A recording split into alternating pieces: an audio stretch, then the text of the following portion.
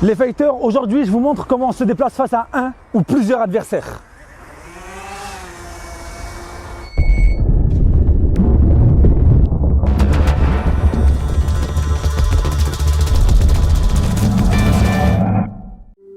Salutations les fighters, comme vous avez pu le voir il y a quelques jours, j'ai mis une vidéo d'une agression. Est-ce que c'est vrai ou est-ce que c'est faux? Alors tous ceux qui ont crié au fake, mettez une musique zen, mettez-vous en position du lotus, prenez une grosse bouffée d'oxygène. Il s'agissait bien d'une mise en scène. Alors je vous le dis tout de suite, il n'y a pas besoin d'être Albert Einstein ou d'avoir inventé l'eau tiède pour avoir compris que c'était une mise en scène.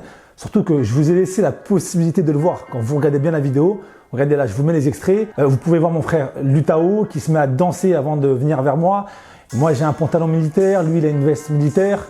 Après, comme vous pouvez le voir aussi, les deux sont capuchés. Lorsque je mets le premier coup de poing, effectivement, il y en a qui l'ont dit dans la barre de commentaires, on n'entend pas de bruit. Je peux vous garantir que si ça aurait été réel, oui, on aurait entendu le bruit. Lorsqu'il tombe au sol, on voit aussi que la tête ne touche pas le sol. S'il aurait vraiment pris un KO, la tête aurait touché le sol. Et puis après, il y a eu la balayette et j'ai coupé au dernier moment pour pas que vous puissiez voir la suite, puisque les coups, je ne les mets pas. Vous remarquerez aussi que dans les indices que je vous ai laissés, j'ai fait exprès de mettre une petite musique triste, émotive pour vous entraîner encore plus dans le truc. Vous avez pu voir dans la vidéo les adversaires que j'avais, je les ai neutralisés et puis je vous dis que je suis égratigné, ce qui n'est pas logique. S'ils n'ont pas eu le temps de me toucher, j'aurais pas pu être égratigné. Donc voilà, il n'y a vraiment pas de quoi de se réjouir d'avoir découvert que c'était une vidéo qui avait pour but derrière de vous faire réagir. D'ailleurs, ça a marché. Je tiens à vous dire que YouTube m'a d'ailleurs félicité. J'ai reçu un message de la performance de l'agression de Steel Fight.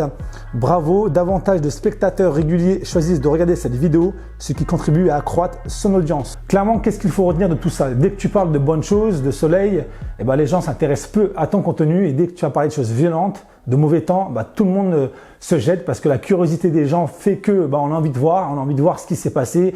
Est-ce que c'est Steel Fight qui a mis les bons coups? Est-ce qu'il s'est fait défoncer? Alors je sais très bien qu'il y a certains qui se réjouiraient de ça, mais voilà, c'est comme ça. Surtout qu'en ce moment, on est dans une période anxiogène et les gens viennent sur les réseaux sociaux très souvent pour se nourrir encore de ces choses-là.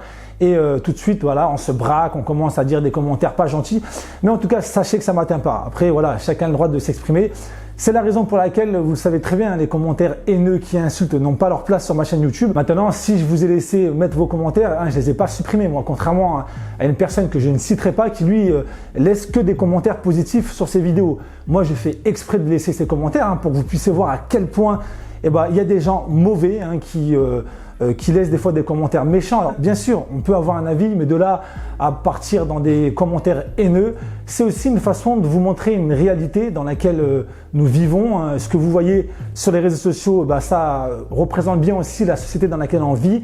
Tous ces gens-là qui sont haineux sont ce type de personnes qui pourraient peut-être vous agresser dans la rue parce que ces gens sont remplis de choses obscures dans leur cœur. Après, certes, je les laisse s'exprimer, il n'y a pas de souci, mais aujourd'hui, voilà, je vous expose les faits. Ce que je peux m'apercevoir entre ceux qui disent que je cherche à faire le buzz, non, je cherche juste tout simplement à développer une audience, à amener le plus de monde sur mes vidéos, parce que cette vidéo-là que je t'ai préparée, tu vas voir avec le drone, c'est encore une pépite d'or. Tous ceux qui ont vu ma dernière vidéo, le code de la rue, d'ailleurs j'ai eu de nombreux pouces bleus, ça a énormément été apprécié. Là, je t'amène une deuxième pépite d'or, donc finalement, remercie-moi, je suis pas si méchant que ça. Tu vois, tu penses que je suis là pour te duper, pour te faire croire des choses, mais regarde, en final, là, tu te retrouves à regarder ma vidéo et quand tu vas la suivre et quand tu vas regarder, tu vas te dire, ah ouais, quand même, il nous apporte des bonnes choses. Et puis finalement, je sais que les haters m'aiment bien parce qu'ils sont là depuis le début. Et je sais qu'il y en a certains qui suivent mon contenu, ils connaissent mon histoire, donc finalement, c'est que vous m'aimez bien.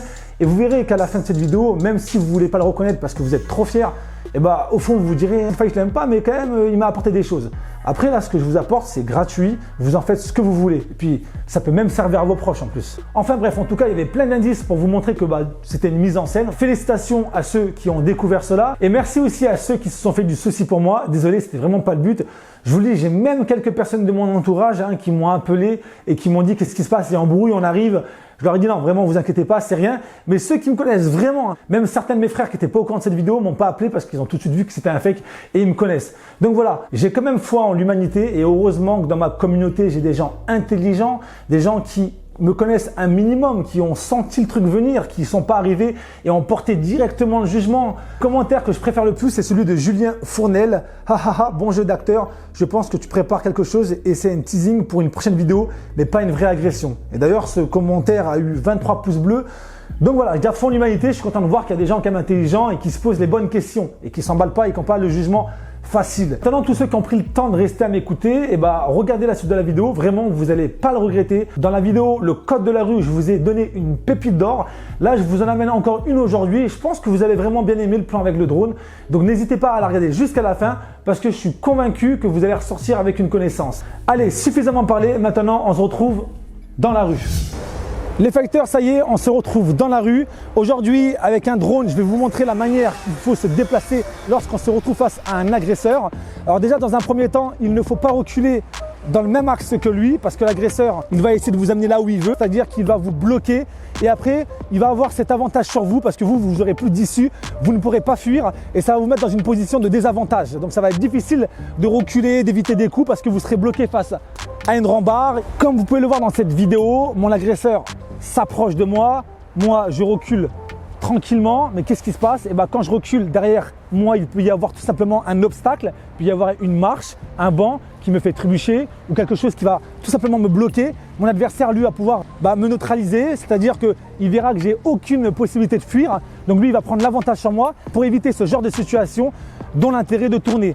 Maintenant, sachez aussi que quand vous reculez et que vous regardez votre adversaire dans les yeux, derrière vous, sans que vous vous en apercevez, vous pouvez avoir un autre agresseur qui m'attend et qui peut m'étrangler comme vous pouvez le voir dans la vidéo.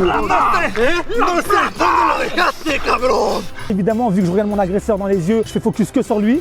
Et là, qu'est-ce qui se passe? Derrière moi, j'ai quelqu'un d'autre qui m'attend et qui m'étrangle. Et là, je suis en train de me faire fracasser, c'est le cas de le dire. Donc c'est pour ça que c'est important de tourner autour de son agresseur pour élargir son champ de vision, avoir une meilleure analyse, avoir une vision plus panoramique pour soit faire face à son adversaire ou à ses adversaires. Ça vous permettra de voir aussi s'il y a d'autres potentiels agresseurs qui arrivent au moment où vous êtes en train de tourner. Donc ça, c'est impératif de le faire vraiment pour faire face à une situation et d'avoir plus de clarté au moment du combat. Ou tout simplement partir, prendre la fuite. La fuite, c'est pas être lâche de la prendre, des fois aussi c'est être intelligent. Donc, et c'est ce que je recommanderais à des personnes qui n'ont peut-être pas des notions techniques, une personne qui n'a jamais fait de sport de combat ou d'autodéfense, qui n'a aucune notion dans ce domaine. Je vais lui conseiller de courir, ça sera peut-être mieux. Je lui souhaite de courir en tout cas plus vite que ses agresseurs. Mais voilà, il ne faut pas avoir peur de le faire parce que c'est pas tout le monde qui a les techniques parfois pour faire face à ce genre de situation. Il ne faut jamais reculer face à son agresseur. Dans la boxe sanda, par exemple, il y a cette notion où on tourne toujours autour de son adversaire. Lorsqu'on fait de la boxe sanda, on n'est pas sur un ring, il n'y a pas de corde, on est sur une plateforme qui est surlevée. Et en fait, il y a cette notion où on doit à chaque fois tourner autour de son adversaire et on ne doit pas reculer. Si on sort 2 fois lors d'un round, on perd le combat.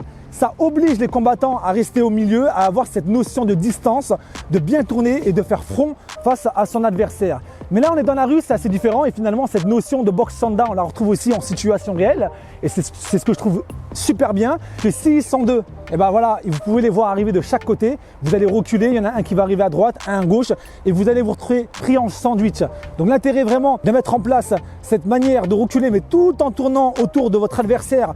Comme vous pouvez le voir sur le plan avec le drone, vous allez pouvoir mettre vos agresseurs dans le même axe, un peu comme au billard. C'est-à-dire qu'une fois que vous avez mis vos 2 agresseurs dans le même axe, vous allez laisser le premier venir vers vous, d'accord? Vous allez légèrement reculer pour revenir vers lui et vous allez lui mettre un contre. Et le but, c'est que le premier coup de poing doit être suffisamment fort et efficace pour que votre premier agresseur puisse tomber. Après, forcément, là, comme vous pouvez le voir dans la vidéo et le drone qui vous montre justement ce plan qui vous donne cette vision de cette agression, vous attendez le deuxième et vous pouvez tranquillement neutraliser le deuxième agresseur et ensuite partir si vous le souhaitez. Donc il ne faut pas que j'ai peur de frapper le premier, ils sont 2. J'ai pratiquement très peu de chances de m'en sortir, donc il faut vraiment que ça soit décisif. Et dès que je me retrouve dans cet axe parfait face à mes agresseurs, que je sais que le deuxième ne peut pas contourner son camarade pour venir m'en mettre une, ça doit vraiment être très rapide. Je profite de la bonne opportunité. Il faut observer son adversaire, il faut se déplacer et mettre le premier coup de manière à le faire tomber et qu'il ne se relève pas. Et ensuite, on fait face au deuxième agresseur. Voilà les fighters, je vous ai donné une tactique à mettre en place si vous vous retrouvez face à un agresseur ou à plusieurs. Maintenant, on débrief à la maison. J'espère en tout cas vraiment que cette vidéo vous a plu. Si c'est le cas, vous me le faites savoir comme d'habitude. Un maximum de pouces bleus pour stimuler l'algorithme de YouTube, Pour ceux qui ne connaissent pas, c'est la raison pour laquelle je le rappelle à chaque fois. Mettez-moi vos commentaires pour que je puisse partager avec vous, échanger et puis pourquoi pas, n'hésitez pas à me proposer des vidéos que je pourrais faire. J'en prévois plein dans les prochains jours. Ce qu'il faut retenir de cette vidéo, c'est de garder toujours une distance entre vous et votre agresseur, même s'ils sont plusieurs. Là, dans cette vidéo, on a pu parler d'axe. Le fait d'avoir une distance, ça va vous permettre d'analyser la situation, de mettre en place une stratégie, une méthode et ensuite vous pourrez passer à l'action. Donc voilà, rappelez-vous de cette méthode d'alignement parfait si vous voulez mettre en place votre action. N'hésitez pas aussi à partager ce contenu à vos proches, ça pourra aussi leur être utile. C'était Steel Fight, à bientôt les fighters.